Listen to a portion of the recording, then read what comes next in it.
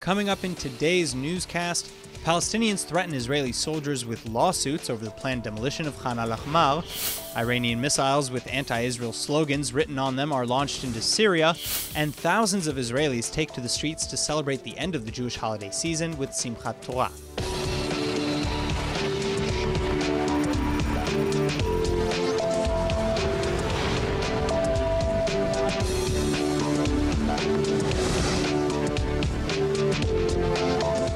For our first story of the evening, clashes with Palestinians around Gaza and in the West Bank continue since last week as protests turn to violent riots, incendiary balloons continue to land, and Palestinians and Israeli Arabs join forces in legal actions. First, Palestinians launched a petition with the United Nations International Court of Justice to file a lawsuit against the United States for, quote, violating international law by moving its embassy in Israel to the occupied city of Jerusalem, end quote. The lawsuit is not likely to go far, but still sets precedent. القدس ليست للبيع.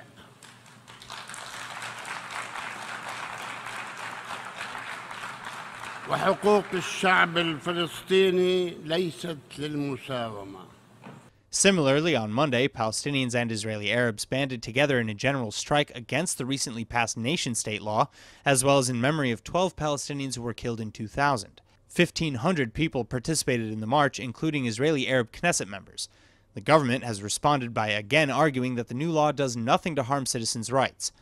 Meanwhile, thousands of Palestinians rejoined riots along the border with the northern Gaza Strip, throwing rocks, Molotov cocktails, and fireworks at Israeli soldiers who responded with riot dispersal means.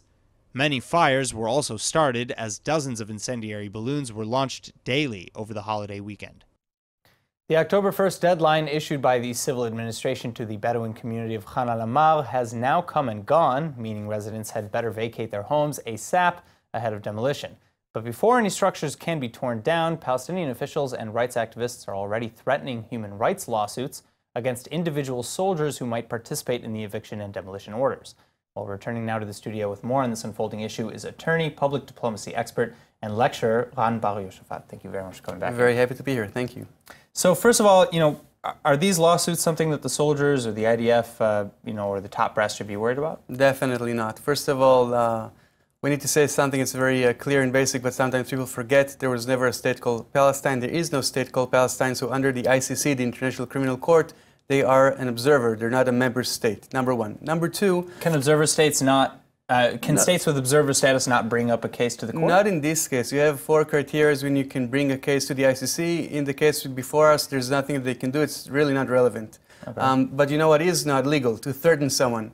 To threaten someone, that's illegal. And right now, this pamphlet, which is based on lies, is a threat to IDF forces. That I hope that the Israeli police will do something about that.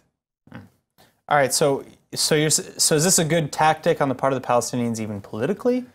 I would argue what are you saying there? What would you say that they're trying to accomplish? So let's just understand the framework. According to the ICC mandate is based on the Rome Statute, which means that first of all, it's not binding.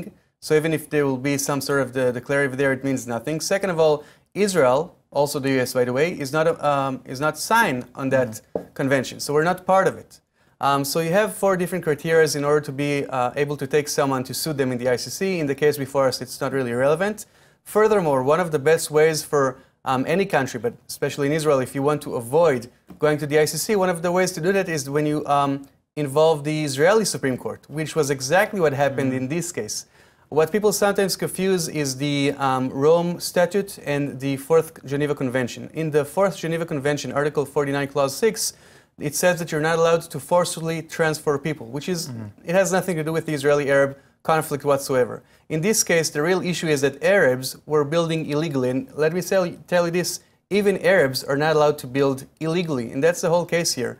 People who build illegally and their houses are being demolished. And that's the end of the story. There's nothing that they can do and sue Israel at the ICC for that. If anything, I think that threatening IDF soldiers, that's something that the Israeli police should take care of.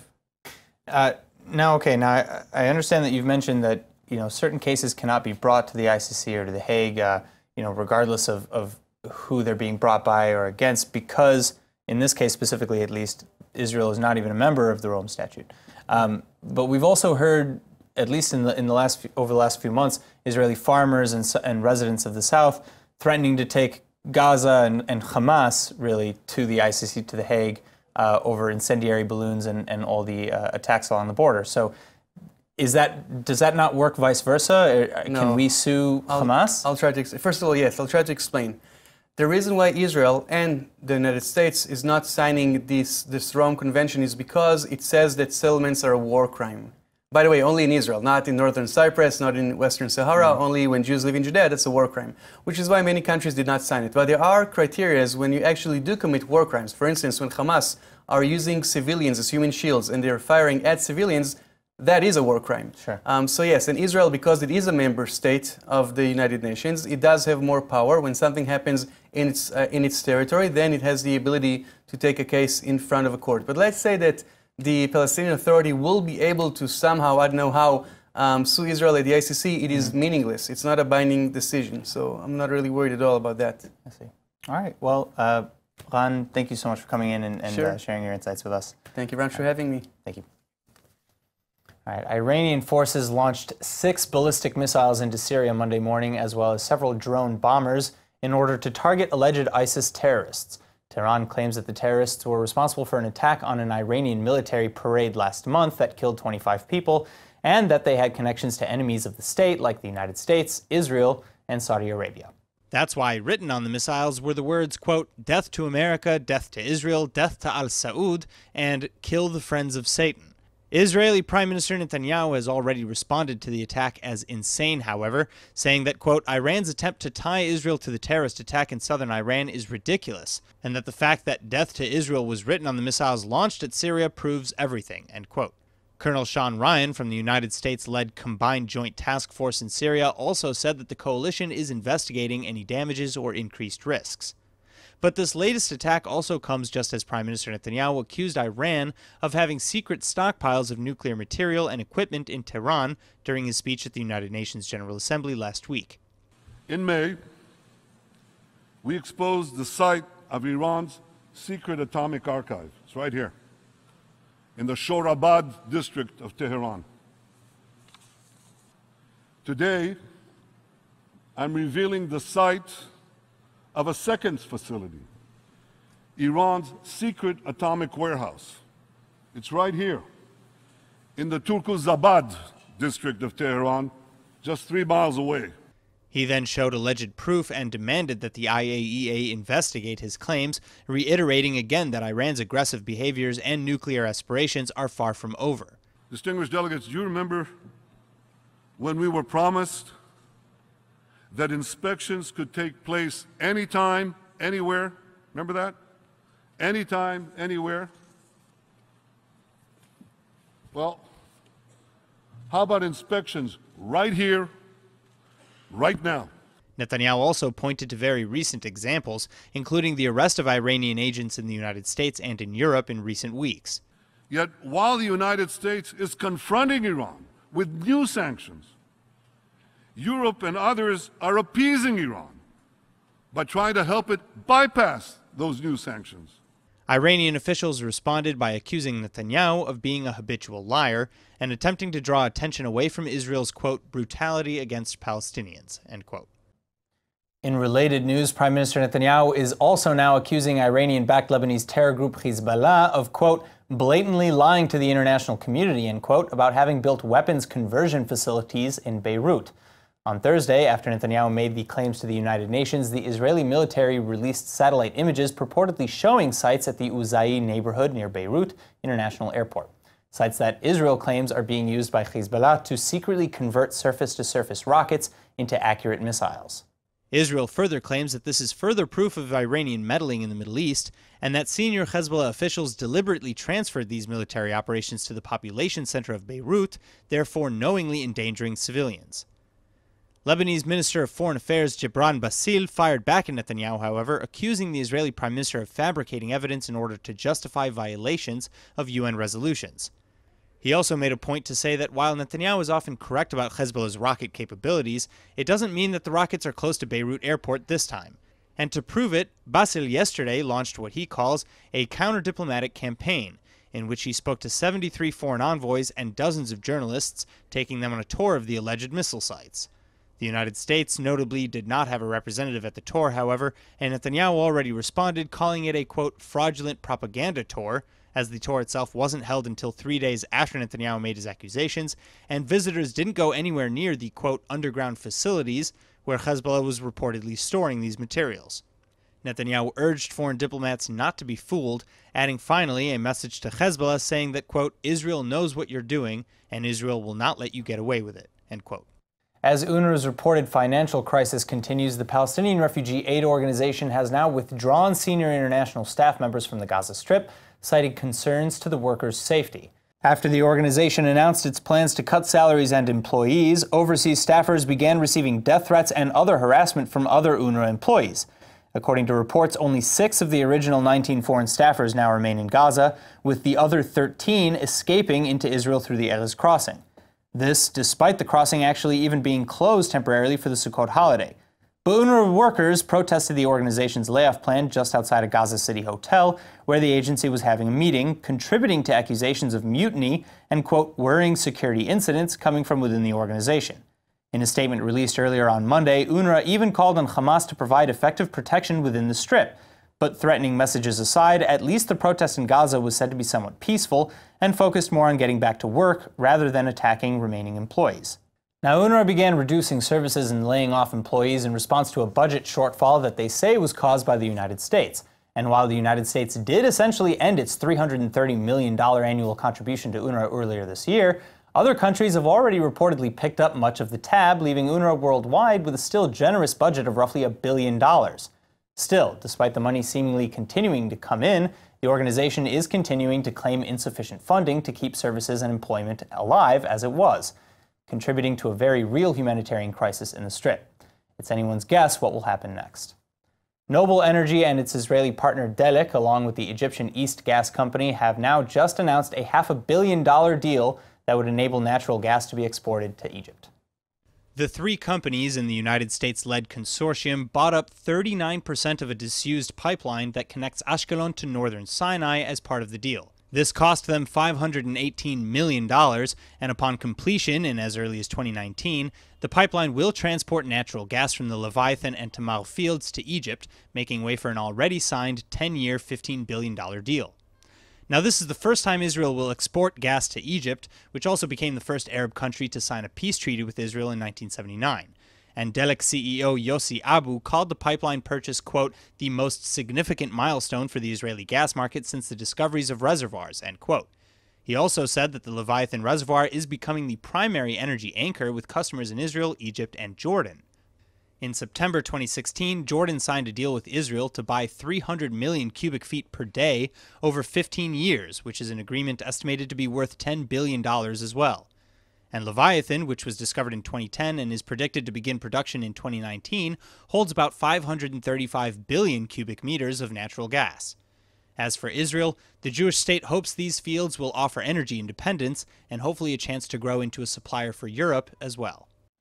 Hundreds of Israelis attended the funeral for Ari Nesher this week, the teenager who was tragically killed last week in a hit-and-run car accident in Tel Aviv.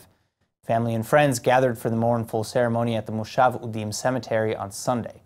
Ari and his friend had been riding an electric bicycle when they were hit by drunk driver Yitzhak Asefa, an Israeli Premier League soccer player. Asefa escaped from the scene but was soon arrested and found to have a blood alcohol level of 5 times the legal limit.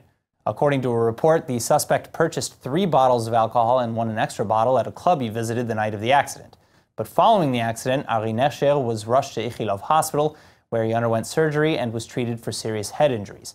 Regardless, eventually he succumbed to his wounds. Nesher's family said Ari celebrated his 17th birthday at the hospital, surrounded by family and friends, and at his funeral on Sunday, his father, famed Israeli film director Avi Nesher, made a touching eulogy for his son, saying that Ari was a gifted filmmaker himself and was always ready to help people in need. In fact, even in death, Ari will save the lives of others in need, as the family has said they will be donating his organs. Still, Avi Nesher continued to say that he would give anything to be in his son's shoes, to swap places and be buried in his son's stead. In other news, though, on Sunday, police questioned the suspect Yitzhak Asefa after meeting with his new attorney, who has been appointed by his soccer team. The court just released Asefa to 9 days of house arrest. Israeli police have now opened an investigation into the deaths of 2 Israeli partygoers who died at the Galilee's Neverland Music Festival Monday night. Early Monday morning, a 55-year-old man collapsed at the rave held just outside Kibbutz Lehavod Habashan, and the Ashkelon native was immediately rushed to Ziv Medical Center but pronounced dead shortly following his arrival. A full autopsy has been ordered, but hospital staff suspect the cause of death to be a drug-related overdose. Just a few hours later, a 27-year-old man also collapsed and was rushed to a hospital in Tzfat, presenting with severe and undefined injuries. He died from organ failure a few hours later. 2 other partygoers were also hospitalized at Ziv Hospital for injuries sustained during the Neverland rave, but neither is reportedly in critical condition. One was treated with a punctured lung and one from moderate head injuries sustained in a fall. Despite the injuries, however, police say the festival had all the necessary permits for the rave and security guards monitored the event. The local government said they hesitated to approve the request for the festival, though, because of results like this. Quote, "This kind of tragedy is the reason we decided last month not to approve requests for mass parties in our region," end quote. But ultimately, they approved the requests after the organizers met all of the legal requirements. Still, unfortunately, issues like these are not as rare as they could be. Last year, police arrested 3 rave organizers after IDF soldiers died taking LSD during an unlicensed party in the south of Israel.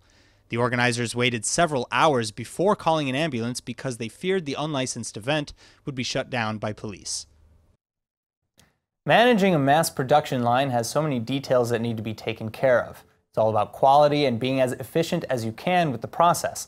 Well, Qualityline gives you real-time data to do this in the best possible way, and CEO Dr. Eyal Kaufman is here to tell us all about it. Dr. Kaufman, thank you so much for coming in today. Thank you for having me here. So, tell me a little bit about Qualityline and kind of what you do and what is this Smart Factor technology? So, Smart Factory is all about improving the quality and the efficiency of the manufacturing process. What we would like to do, the main motivation, is to make sure that only high quality of products will be delivered to our customers while maintaining an efficient manufacturing process. And we are going to have a major event here in Israel, in Rishon LeZion, on October 11. This event is about new technologies related to Smart Factory, and this event is organized by People and Computers magazine. So that's incredible. Congratulations on the upcoming event as well. But I got to ask, does this work for any assembly line type production, from cars to computer chips and everything in between, or what? That's a very good question. So mass production is a complicated business. Hundreds of tasks, sometimes even thousands of tasks, must be completed successfully to have one good unit ready to be shipped to customers. Let us take, for an example, this mobile phone. So you have here the glass, the metal part, the plastic inside, hundreds of components, the software. All of this must be assembled correctly in order to have one good unit ready, shipped to your customers. And just imagine yourself that you need to manufacture thousands of units every day. That's a major challenge. And because of this complexity, a lot of mistakes are happening during the manufacturing process. And these mistakes causes a lot of problems. The factories lose a lot of money because of that. You have to fix stuff at the end of the line, recall products. Recall, and all of that stuff. And there, Qualityline is coming with this new technology. So how does Qualityline work exactly? So what do we do? We collect automatically the data that is being accumulated during the manufacturing process. Machine data, sensor, automated test equipment. And we take this huge amount of big data and automatically analyze this data using our algorithms to automatically identify problems in quality and efficiency in manufacturing. So let's say a piece of solder on a microchip wasn't laid quite right. The sensor in the machine on the line will know? We'll know that. But and you'll pick it up and then be able to adjust for the next unit? Exactly. So the Qualityline data integration enable us to integrate with any factory. And it doesn't matter if the factory is located here or on the other side of the world. All you need to have is a computer and an internet connection. You can nicely sit in your office, log into your factory in China, in Romania, in Mexico, and quickly identify quality and efficiency problems and resolve them quickly. Sure. All right, so final question, where is Qualityline available? Where can people take advantage of it? You're welcome to log into our website, contact with us and we start the integration process and helping you to quickly improve your manufacturing process. And it's a quick process to integrate? It's a quick process and an online process, and it's going to save you huge amount of money in making your process to be much more efficient. Dr. Eyal Kaufman from Qualityline, thank you so much for coming in today. Thank you very much for having me here. All right, Israeli documentary Forever Pure won an Emmy Monday night in the Outstanding Politics and Government Documentary category. The film, directed by Maya Zinstein and aired by the Independent Lens on PBS, follows the racism surrounding the Beitar Jerusalem soccer club following the signing of 2 Muslim players in 2013. Beitar Jerusalem has long been plagued by anti-Arab and anti-Muslim racism, with extremist fan group La Familia often chanting anti-Arab slogans at matches and even performing acts of violence. But no one could have prepared for what would happen next after then-owner Arkady Gay-Damak signed 2 Muslim players in 2013, Zaur Sadayev and Jabrail Kadayev. Members of the La Familia group campaigned to remove Sadayev and Kadayev and targeted the players to the point of obligating the team to hire bodyguards and security detail. At one point, the Beitar Jerusalem offices were even hit with an arson attack, destroying all of their championship trophies. Eventually, however, once harassment targeted the coach and chairman of the team, Sadayev and Kadayev, Chechnyan players who aren't even Arab, were finally removed from the team. But regardless, the racism of Beitar Jerusalem fans has often been the topic of debate, and is indeed also the focus for the now Emmy Award-winning film Forever Pure. In attempts to address these issues, the club has changed hands multiple times over the years, and many initiatives have been enacted to reduce the offensive behaviors of La Familia and other such fans. Last year, President Rivlin even awarded Beitar Jerusalem for efforts to tackle racism and reduce the frequency of offensive chanting at games. Further, the current owner, Moshe Hogeg, has made it clear that religion would not be a factor in future hiring practices, though no Arabs are currently on the team, and it's still unclear how fans would actually react if they were. The people of Israel celebrated the holiday of Simchat Torah yesterday, marking the reading of the final portion of the Torah and the beginning of the new cycle of readings for the following year. And it is the final holiday in the series of many that include Rosh Hashanah, the Jewish New Year, Yom Kippur, the Day of Repentance, and Sukkot, the Festival of Booths. But unlike other holy days, on Simchat Torah, the Torah scrolls are not only read at night, but they're also removed from their homes in the synagogue and taken into the streets as men, women, and children dance and sing joyful tunes in celebration. The Torah scrolls are taken out of the ark and are carried around the sanctuary 7 times as part of the Hakafot ritual. Congregants sing and dance around the Torah scrolls as well to symbolize unity and community cooperation. And the Hakafot celebrations often extend beyond the sanctuary, spilling out into the street as they did last night. Moreover, in Israel, there's an additional custom to do a second Hakafot ritual on the second day of the holiday in solidarity with Jews in the diaspora. Now, last night in the Chabad Lubavitch Hasidic community of Kfar Chabad, hundreds were dancing to a live band and singer Nemel Harush, who led the attendees in the 7 blessings of the Torah during the second Hakafot. At one point, Harush was even lifted onto the shoulders of a Magen David Adom paramedic, who was then lifted onto the shoulders of another dancer. But many politicians were also in attendance, including Jerusalem's Mayor Nir Barkat, Knesset member Yoel Chasson, Transportation Minister Israel Katz, Jewish Agency Executive Director Isaac Herzog, and Agriculture Minister Uri Ariel. Police Commissioner Roni Alshech also danced with the Torah scroll and gave a short speech about the Torah. Then celebrations continued this morning as thousands of Jews attended the second Hakafot at Rav Kook's house in Jerusalem. And now for the Hebrew word of the day. As Simchat Torah brings to an end a whole month of Israeli holidays, our word of the day is celebration, or chagiga. Simchat Torah is the last holiday celebration, or chagiga, that we have until Chanukah, but chagigot, meaning celebrations, can refer to all kinds of holidays that, including the ones we've just had, or any other type of happy event where one wants to celebrate or lachgog. Now, many Israelis love the holiday season because most of the month is full of chagigot, or celebrations, meaning very little work days. But now it's back to business as usual, so just remember not to forget to keep an eye out for the next upcoming chagiga, or celebration, as you wouldn't want to miss out. Now let's go ahead and take a look at the weather forecast. Tonight should be clear and warm with a low of about 75 or 24 degrees Celsius. Then tomorrow you can expect partly cloudy skies and a slight rise in temperatures to a high of around 89 or 32 degrees Celsius.